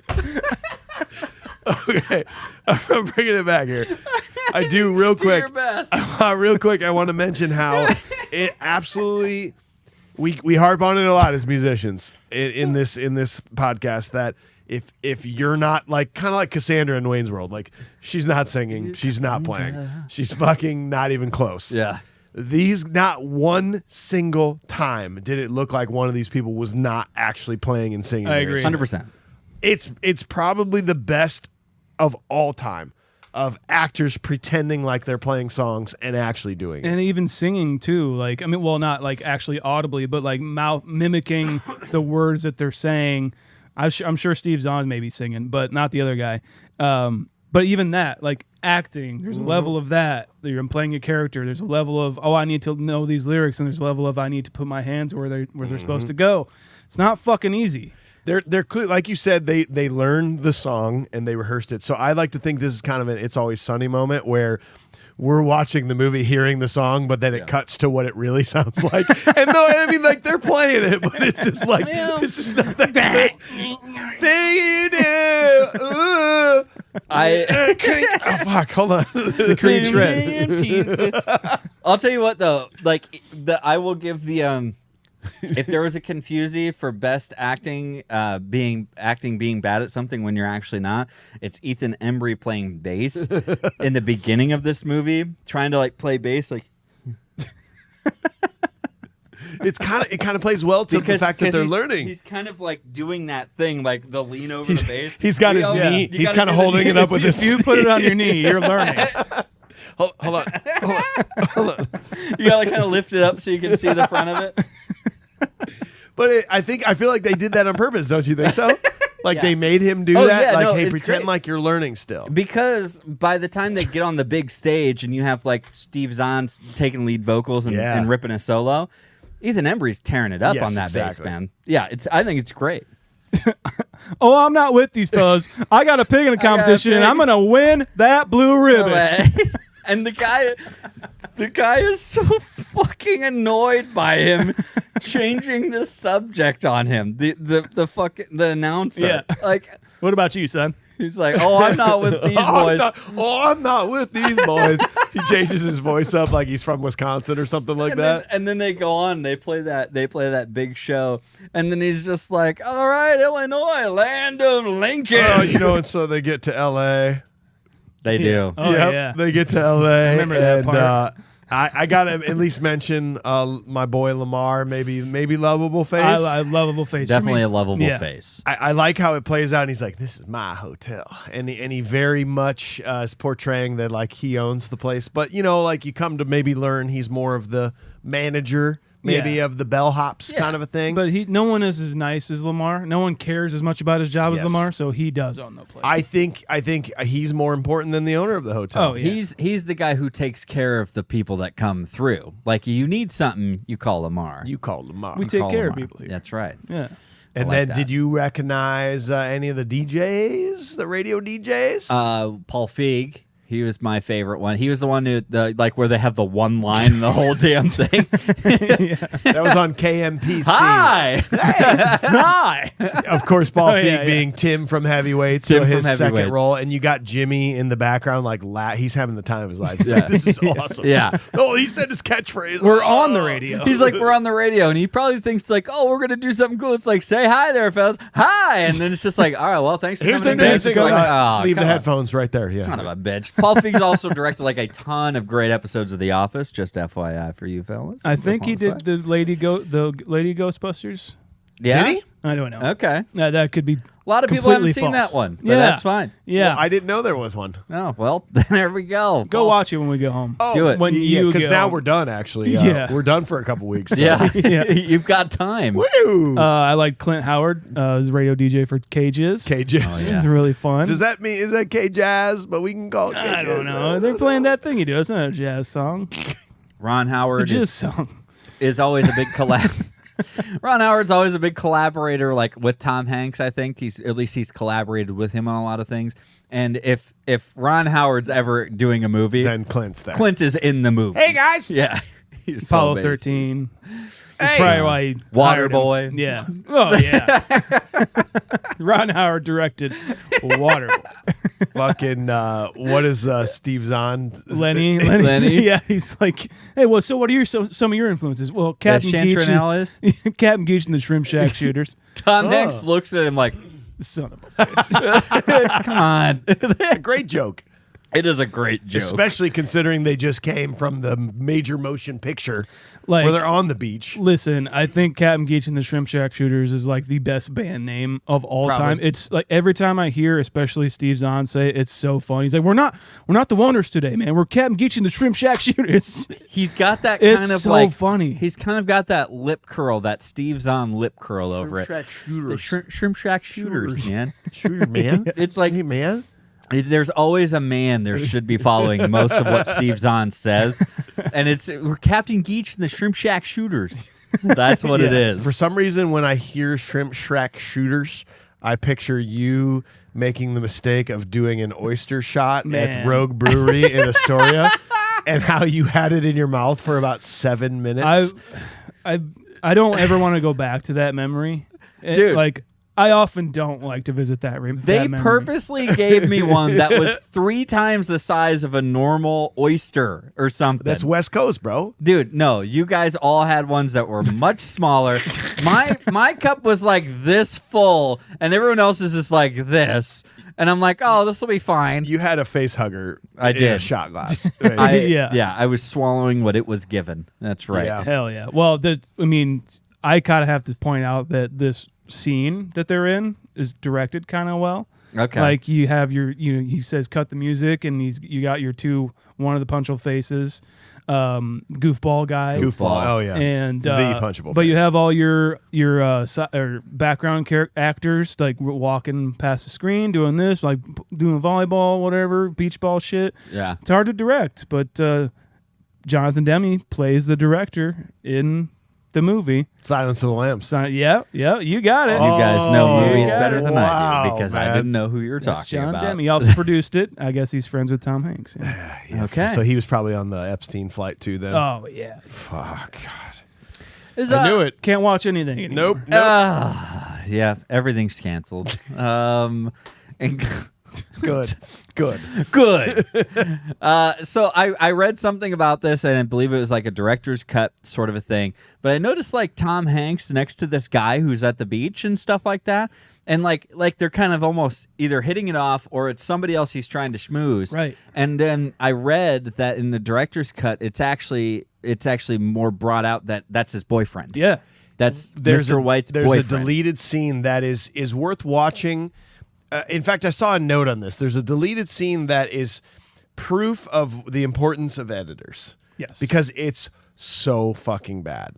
It's after this next scene where a guy comes back super drunk from the jazz club. Yeah. And Mr. White comes out to like help him get out of a cab. And first of all, Guy is it's his worst acting of that I've ever. He's so bad. But then But the part that I thought was kind of funny, it didn't really play into the script at all, is that Mr. White's boyfriend pulls up, and it's actually Howie Long. Howie Long is his boyfriend. Yeah, I did so see I him don't in know the if it's cast. the same guy there Okay. or not. But yeah, Howie Long pulls up. It's like, oh, come on, like get that guy in the hotel. We got reservations. We got reservations. and Adores you. Mr. White gets in the car and actually like has a moment where he like laughs and kind of becomes himself because Yeah. he's off the clock. Sort of. It's. I like that moment, but Guy's acting is just, ooh, it's bad. So I can't remember if he was If the one it's the standing next same- to him or not. Okay. So, but no, I thought it was a good. It was a good character. It could have been a great character kind of nod or trait to some degree that they Right, could have played on right. too. Because I think there are moments where we kind of have Mr. White doing what Mac does to Jennifer Aniston's character in Rockstar. Cool. Where you can't really gauge if he's like hitting on her. You know what I mean? You can't gauge if like Mr. White's kind of hitting or hinting at things with yeah. Faye at certain times. Yeah. That would have maybe played it a little Okay. bit better to find that out later Or on. if he's like trying to cause, like he can clearly see that they're, Obviously, they're like, look, this ain't gonna work. and it would look well. Just be like, well, Shades is taken or something. I don't know, something Right. like that. Maybe not because Yeah. everyone's fawning after Shades. Yeah. Yeah, I don't know. Well, let's move on to scene 5, final scene. Before a TV appearance, the band has a fight and Guy meets Del Paxton. The bass player disappears and the band uses a replacement for the TV show. Jimmy and Faye break up. In the studio, the band has a fight and breaks up. Lenny gets married and Faye and Guy get together after a jam session with Del. I do have a question for you. When he's asking where the good jazz is, I didn't know there was such a thing. I thought it was just jazz. Man, you didn't think that? I'm back. We're playing a band called the Park Tornadoes, and Taylor- I don't like Taylor jazz. Swift covers. We play Backstreet Boys. they're a modern Beatles, and to me, John Mayer doesn't like jazz. I bet. Turns out he does, Mike. Okay? I mean, like I get it. but I don't want to listen to it. come on. fine. Fine. Although that's a pretty darn deep cut for him to say who. I think he says Yeah. who plays clarinet. Is that what it is? on one song on this one on weird this obscure album. Yeah, and he pulls it out, and you're just like, good. Oh, Frankie Two-Tone, get yeah. out of here. Get into the Blue Note. It's like Get you would've- him in there now. he says, send him, get this man to the Blue Note. It's like, no matter what he would have said, he'd be like, get this guy to the Blue Note. Like, Yes, because if he knows good jazz, I'm a lovable face. all Yeah. right? If he knows good jazz, then he needs to go to the Blue Note Right. because he's going to hear good jazz. If he says like the worst jazz, then he's like he needs to go to the Blue Note so he can hear good jazz. exactly. Yeah, And exactly. It's not like he would have gotten it wrong, and he would have been like, send this man to the Brown Note. Send him to the Roxy. Yeah. Yeah. Send him to the Roxy. The Roxy. Who's playing there? Like, fucking- Link Ray. No, Some Metallica's outsider. got their first show. They're just far. 64. So Rita Wilson in this as the bartender waitress. oh, yeah. Temptress. The Temptress. I'm pretty sure playing the same character who was married to Arnold in Jingle All the Way.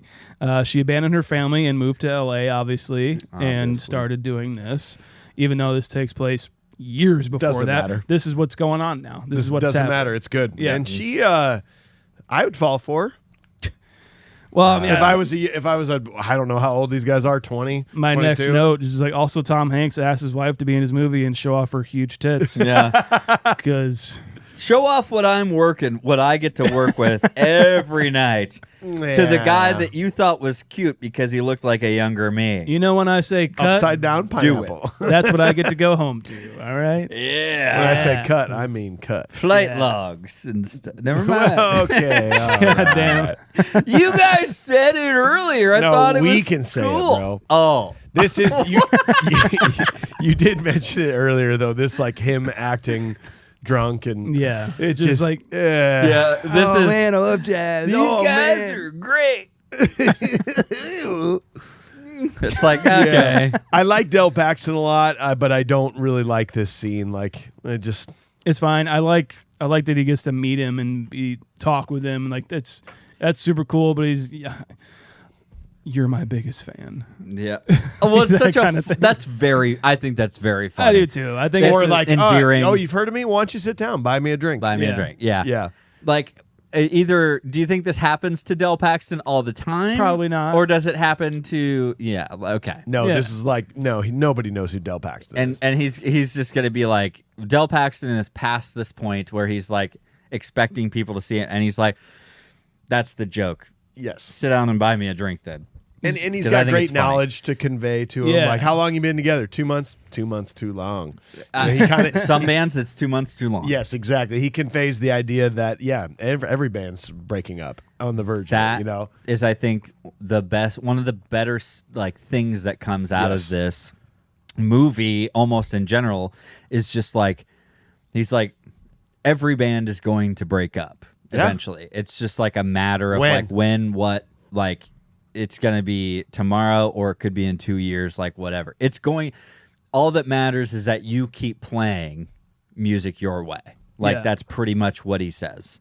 And I think that's a great sentiment to like any musician out there, you know, especially the ones who are just locked in to this world of I'm going to make it, you know, that kind of thing. And you've been doing it for like 30 years, 40 years. No, you're not. It's like, just do what you should do. Yes. Play Just your have guitar. fun. Yeah, just enjoy it, man. That's it. I don't know. except for the Rolling Stones. I don't think they're ever going to break up. I think they might like carry on after the world ends. To be Cool. They're kind of like cockroaches and Twinkies. they're going to be there. and the after. Rolling Stones Yeah. will Good. I'm- keep on rolling. I'm Yeah. fine with that, man. Yeah. And they finally get their huge show. You got an amazing Bryan Cranston. Yeah. Dude. Just like, it's out of this world. He's fucking Well, TB player goes to. Well, Yeah. he sees the soldiers at the thing, and then he just fucks off to Disney World Land, wherever. But then, like, they are introduced to Wolfman, and he's like, well, this is going to be your new bass player because I don't know where the fuck TB is. Yeah. And he's like, can you handle our tune? He's like, I can handle your I tune. think I can I'm handle an your LA I think I can musician, handle yeah. your tune, Junior. And he's like, beep, boop, boop, beep, boop, boop, boop, boop, boop. He's like, well, that was some incomprehensible bullshit because you played it on the bass, Yeah. and I didn't know that you wrote the Seinfeld theme Yeah. 80 years before it came out. This is a pop song. Play the root notes. Call it good, okay? Great. So, but what about our tune? Oh, yeah. Boom, boom, boom, boom, boom, boom, boom, boom, boom, boom, boom, boom, boom. Of course, doesn't move his hand. It's just right here. That's all you got to do, man. You didn't have to show off there, Wolf Man. By the way, what's your real name? Because I'm not fucking calling you that. No, I'm not calling you that. But that's like where this whole bass player thing, just like, why the Marine Corps storyline? Why not give him a name? Why have him disappear now and we never see him again? It's just weird. It is. It doesn't make Playing any off sense. the fact that they're interchangeable, maybe. I or, guess. but I do like that's his passion. Like the band isn't his passion. It's just something he's doing with his buddies, and that's Right. kind of it's just what he's doing right now. Until like he's like, well, you guys, like I'm gonna need you to be touring next year. Somebody's like, well, not me. Yeah. You know, I'm getting sailed I off. enlisted. Yeah, I enlisted. Okay. I like Oh. that. I like And you, that detail. Semper Fi. Yeah. Yeah. Yeah. I like that detail a lot just because like sometimes people are just in the band Yep. for fun. Like it's just what I'm doing right Yeah. now. And I think that is the importance of it, I guess, is that Maybe him versus Jimmy. Like, yeah, They are they just- need the polar opposite. Yeah, okay. And none of those other guys really are the polar opposites Nope. because the polar opposite is only doing it because it was a thing to do at the time. Yes. It was the thing that he does at that time. most bass players are, when you start your first band, it's just the guy that's like, hey, you do that. We have Yeah. we have the Yes. drummer, singer, guitar player. We need a bass player.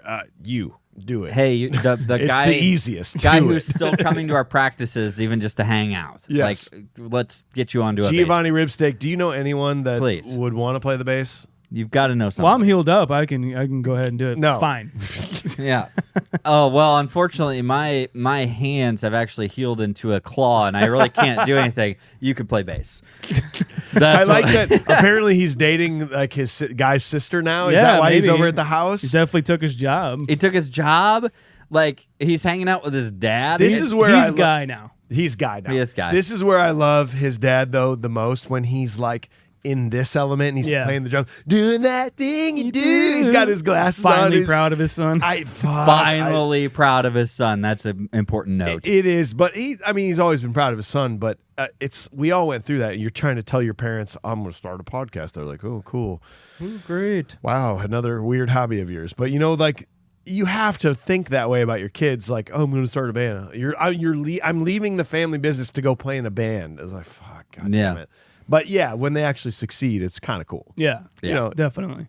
I'm glad that they do watch, and the idea goes back them being on TV. This is the idea. Giant that was. How insane this really is. It's the scaling, and that's another thing that I think is really great with like this pacing idea, that they are going up and up and up. The radio was a big thing. That was the big step. Then they climbed the billboards and went on tour. Mm-hmm. Then they did the TV performance. This is it. I don't know what else is past that. What do you do beyond this? Then they get to the studio and they, as Mr. White says, you do these Playtone covers. Do it in Spanish. You cover that thing you do in Spanish. And then you've got, I think he says said you have one track per side. Yeah. So basically two things to fill, and I don't want any of that ballad crap. And he's right. He's right. Oh, yeah. He's completely right. Oh, yeah. It's a formula. Because you wanted to make that thing you do a ballad, and that would have stopped after that we talent wouldn't show. be here. Correct. Marty McFly fading away. Yeah. Correct. If that had That happened. Chuck Berry song you guys wrote, that's pretty fucking sick. But we're gonna put that aside for right now. Okay. We're gonna wait on that one. That's when you bust out to shock the fans when you're playing it again at the stadium. That's the panty dropper. Right? That's right. That's clincher. That's right. Lenny's gonna be dropping all of that with his guitar licks and solos. Yeah. That's what we want more of. Who do you think leaked the Engaged thing? I don't know. I think it could have been Mr. White. I don't. Or it could have just been like the producers of this whole show just being like, let's inject some bullshit. I think it was Faye, because Mr. White says, they're like, who did that? And he goes, the same person who said you have class. And I don't think any person in the world thinks highly of Jimmy Except other Faye. than Faye. and which is kind of weird, because like I think she just did that thing where she just got ahead of herself a little bit, of the like, this is so great, we're so in love, we've been together for 2.5 years. I think she somehow kind of leaked it to somebody. Maybe not on purpose, but she did. She told a producer or something. And it sucks, because like that is, but it's actually a great thing, because that's what finally broke them up. But I think she did it. I think she was the lead. I mean, I could see that, but you could also see what led to that is like she's asking about marriage, like when they're alone or something like that, and she's just like, so what do you think, like what do we do 2.5 years? Yeah, what are we doing after this? Like it's been quite a lot. That's like, a long time. and in the he's 60s, In the just- 60s, that's a long time. He's just like on his journal, just like, she's like, what? Maybe we'll you get want, married yeah, and whatever you stuff. want. She's like, yeah, fine. She's talking. Lenny, save me a burger, man. Yeah, whatever you want. Yeah. Zach, save me a burger. Save me a you, waffle. Dyke. Fuck you, Dyke. My butt itches. What the hell are you talking about? That's what's happening in this conversation. But shit, what was I going to say? Sorry. Oh, no. I also think that this is Susan, again, taking it back to Big. This is just Susan Cool. in Big. It's like, what are we doing here? It's like, what are we doing?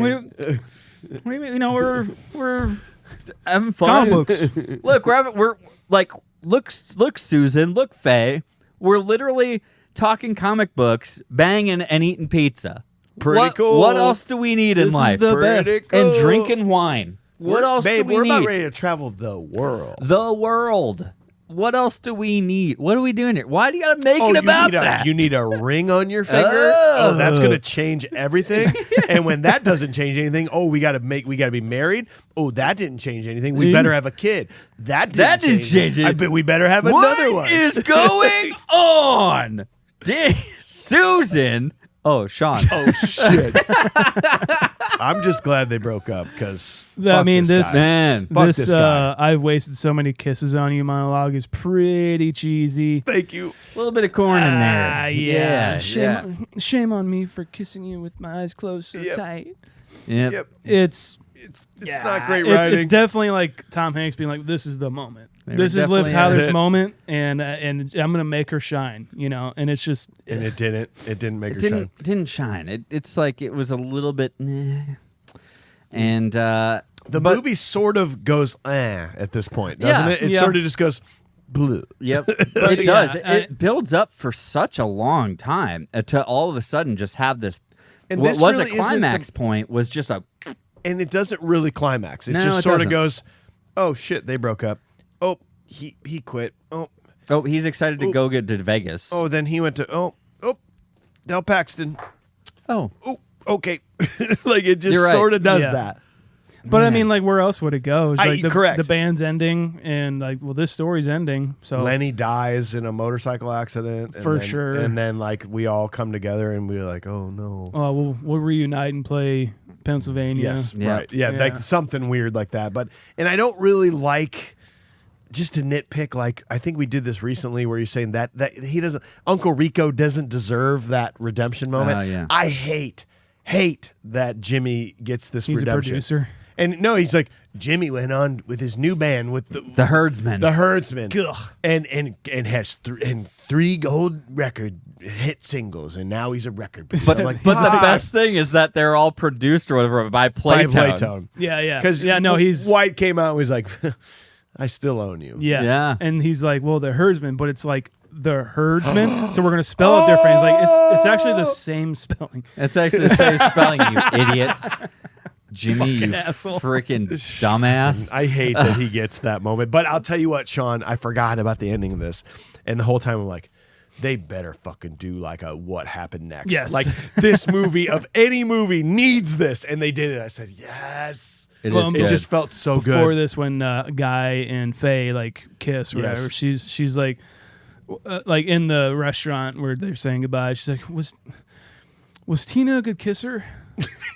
What? Of course she What was. are you talking? Like she was fucking hot as shit. Yeah. Are you fucking kidding me? You really want Charlize to know Theron. this right now? Okay. Is this what you want to know? She was so hot. It was just weird. Like, why do you want to know this? Hey, how many women have you had sex with? How Yeah. about 40? We're at a diner. We're at a diner. I'm a band on tour. Yeah. Did you see the Wisconsin State Fair? Yeah. I went back and fucked every one of them. Have you Oh, ever yeah. done it with an Iowa girl? I didn't know if you knew this, but I'm Shades. Did you see all those guys? You know me as Guy. They know me as Shades. In fact, they were FYI chanting my name over Jimmy's name. Yeah. Yeah. FYI, Shades fucked.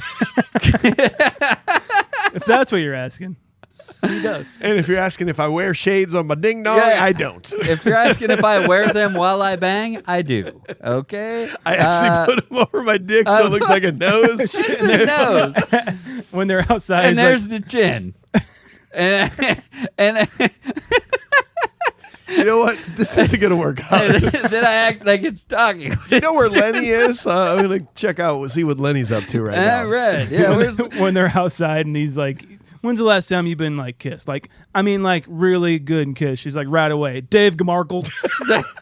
after Jimmy. I've been thinking about him for a long time. In After- fact, he was going to be my next call when I got back home. Dave Gamelgard. He's like, "Oh, Directly after I broke up with Jimmy, I went out and literally made out with Lamar, and that was really good. it was awesome." When's the last time you've been really kissed? 5 minutes ago with 5 Lamar. minutes ago. Yeah. Lamar, He's man. been great. He's just like behind there, like That's why he looks at the camera. He's like, I had her first. Yeah, exactly. Wiping off his mouth, he's like, "Oh yeah, you go. Good job. Good Yeah. job. Like yeah, I said, you this guys is are gonna be a my good couple." hotel. yeah, my hotel. Gonna be a good couple. Well, boys, anything else you want to talk about with that thing you do? No, I had one other thing I wanted to great. say. I'm so sorry, but I didn't get to say it because we were really rolling there.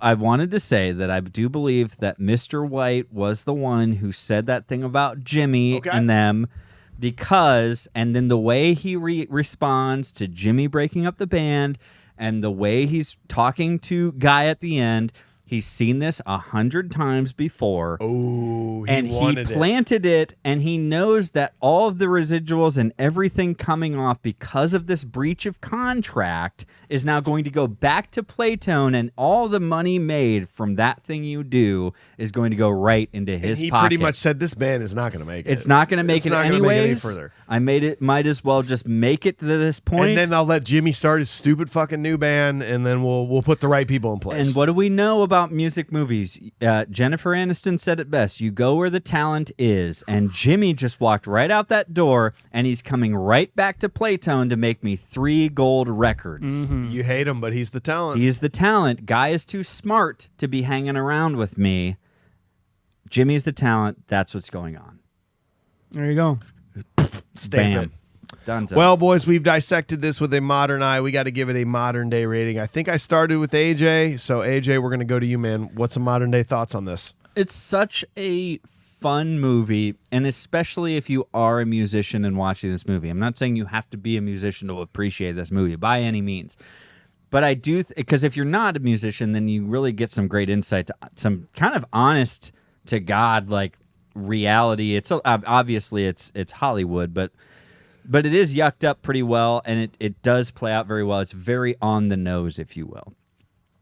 So I think it's a really fun movie. I really do enjoy the acting. When you think about Tom Hanks making a movie, writing, directing, making a movie, and then he's also going to act in it as well, this is like the embodiment of a Tom Hanks movie to me. It's like, and I don't want it to come across as like this is a white bread milk toast movie or something like that, because I do think it's a good movie. But this is it's as much as we say it like builds up, it's a little bit of a one note movie, kind of going through this. So that being said, I still really enjoy it. I really enjoy watching it more than a lot of other movies. The song is infectious. The way that this movie just came to fruition, I think, is pretty damn interesting. And I don't know. I mean, Tom Hanks can't do anything wrong, but I'm not saying that this is amazing. That being said, I would probably give this a 7.05 because it is better than just a movie. Okay. Just by a bit. Sean, what about you, man? Agree on all fronts. I like the performances. Some of them can be cheesy. Doesn't really take me out of the movie. I think that it's telling a really good and accurate, probably, story of like a one-hit wonder band. Oh, yeah. Steve Zahn in this movie is pure gold. Liv Tyler being in this is amazing. I just love the kind of vibe of this movie, seeing a band on the rise and playing music and playing shows and dealing with the record producer or like their record manager and everything. I like that a lot. And but yeah, it does fall off a little bit for me. It doesn't sustain its like comedy throughout the whole thing, and I think it's Tom Hanks is trying to be a little too melodramatic with certain aspects of the movie. But that being said, this movie's so much fun, and the song is a fucking bop. It's a 7.3 for me. 7.3. I found myself really loving this movie, guys. It's very hard to describe to a normal person the ups and downs of being in a band, and it's so complicated. Of like take a relationship you have with your significant other and then add 2 to 3 to 4 more people to it. Mm-hmm. It's such it's the best thing I've ever done in my life, and it's also the hardest thing I've ever done in my life is being in a band, always on the verge of breaking up. It kind of gave me a weird purpose of re-looking at this, going like, I can join a band and like and contribute and create good out of it, which is kind of what I did with the Pork Tornadoes. Like I was lucky enough to join that band after the fact and then be the guy sort of that was like, well, let's do these things. Let's make some fun improvements. And I felt like Guy a lot in this, watching this movie in my real life. The song's fucking incredible. The story's hilarious. Steve Zahn's unbelievable. But you're right. There are things that are just like, yeah, it turns into more of just it's a movie kind of a thing. But still, as far as music movies that we've done so far, Blues Brothers is still the number one for me. But this is up there. I'm going to give it a 7.7 actually, which is below Blues Brothers. We got to go to Michael Guiliano, executive producer. He said, "Well, it's been 4 years, one pandemic, and several thousand rolls of toilet paper later, but this film has slowly worked its way into my life. Like the titular song from the movie, you have a hard time forgetting about once it's over. Before you know it, you own a Blu-ray of the movie, a vinyl of the soundtrack, and your number one most repeated song on Spotify in 2022 is That Thing You Do." Damn. I forget which brunch episode you guys were doing, but Sean mentioned this as being one of his warm blanket movies. I have to agree, and it's become kind of the same for me. I mean, even as I'm writing this, the movie's played 3 times in a row now. I feel like every time I watch it, I notice something new and I like it a bit more. Since I originally watched it as a tribute to Adam Schlesinger, the music must be mentioned. It's catchy as fuck. There's a reason why That Thing You Do is selected as the number one fake song artist by Rolling Stone. It's upbeat, catchy, easy to remember. If someone told me that it had actually been written in the 60s, I wouldn't have been that surprised. Yep. Also, just a quick shout out, Mr. Schlesinger has 2 songs in the top 5 fake songs artist list. The other is number 4 for Josie and the Pussycats, Oh, nice. which is a weirdly good movie if you've never seen it. As far as the actors go, like when I first saw it, a lot of the main cast are still relative unknowns for me, other than Steve Zahn, who excels when he's allowed to go full ham. That's not to say this movie is all unknowns. In fact, this movie might just be the biggest pile of cameos all piled in one place. Not to steal Jarrett Layoff's job, but it was like playing a movie version of Where's Waldo. If you were a friend or relative of Tom Hanks, you probably found your way into this movie. My favorites, the announcer guy at the Hollywood Showcase, is Hangman from Blazing Saddles and Men in Tights. I didn't even recognize his face, just the voice that did it. And Soul Siler is played by Alex Rocco, a.k.a. Mo Green from The Godfather, though I think he's more intimidating here, pink suit and all. Hanks, great job for a first-time director, an amazing job considering he was juggling an acting part on top of it. He didn't take Daniel Stern's advice and locked himself in closets at every opportune moment. He made his presence known every time he's on screen, and he definitely made some nice choices with the cinematography. Mr. White's character as a whole is interesting. You never know where he stands until the very end. Liv Tyler is a goddess. Nothing more can be said. Modern day rating, 8.85. Damn, boys. nice. So that's going to take us to a 7.73. And that's going to land itself all alone at 59. That's going to be below Who Framed Roger Rabbit, just above Airplane and Planes, Trains, and Automobiles. Wow. Broke the top 100, or what you said, 59? Yeah, he did. Man. I want to find out There's where the Blues Billboard Brothers charts. is here. The Blues Brothers is 31, still above this, which it should be. I think we did pretty good on that, That's guys. that, yeah. I'm surprised you guys enjoyed that so much more than me, but I stand on my. It is what it is, That's man. great. That's It's our warm awesome. blanket. We hope you enjoyed the episode. Thanks for being here. Next week, we're going to dive a little deeper into a pretty heavy movie, American Beauty. I know we're going to have some fun with it. And we just made the decision. We are going to light the Rick Moranis candle by doing Little Giants. Let's Yeah, go. you gotta get your brackets and stuff. Get with your football. brackets, bro. Yeah, dude. You get your leagues going. Get Yeah. your fantasies and stuff. And if Get you your are new to September Madness. Yeah, man. Yeah, dude. if you're new to the podcast, go back this time last year, boys. It's already been a year since we visited the Field of Dreams, that beautiful trip that we made there, and we did That was awesome. we did the full episode on Super that fun. from inside the Field of Dreams house. Check that out. That was such a good time. Can't wait to find our next little excursion there, fellas. But guys, until then, thank you so much for listening to the Confused Breakfast Podcast. Check us out on YouTube. Make sure you're hanging out with us on YouTube because Mike spills things onto his computer and then knocks over priceless pieces of art. So, Oh my god! and then has to exclaim to our Lord and Savior, make sure you leave us 5 stars. Make sure you leave us 5 stars on your podcast platform and leave us a review. We love to read the Everything reviews. I own is on this computer. Do not die. I was just thinking about buying a new one. Check us out on social media. ConfusedBreakfast.com for some merch. You can get some shirts that you could use to wipe stuff off with. I'm sure we have our own kind of brawny towels there. We do not have new iMacs, though, so you can't get those. You can't get Damn those. it. What you can get is confusedbreakfast.com. You can see the ratings on your computers. If you look them up there, you can see those. You can see Mike's, and you can see AJ's, you can see mine, you can see our executive producers and our shows. Overall, thank you. Goodbye. Love you. Oh, we're Upload Media Group here in Cedar Rapids. UploadMediaGroup.com. We got Brian on the controls. A memorable episode all around here, boys. Learn more at cloud10.fm about our friends and our sponsors and all that fucking stuff. We'll see you later. Goodbye. I think we're good. I don't think High Noon falls into computers as well as other stuff.